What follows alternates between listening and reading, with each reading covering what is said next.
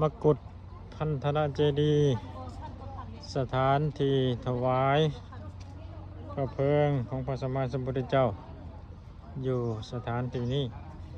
อยู่เมืองกุสินาราคณะแสวงบุญอินเดียได้มากราบไหว้สักการะบูชา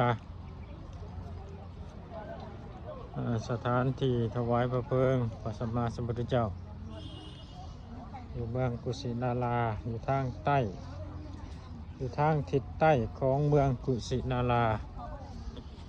เพราะว่าสถานที่ปรินิพพาน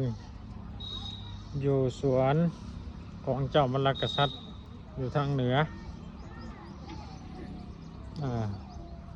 ความประสงค์ของเทวดาจุดประสงค์ของเทวดาอยาก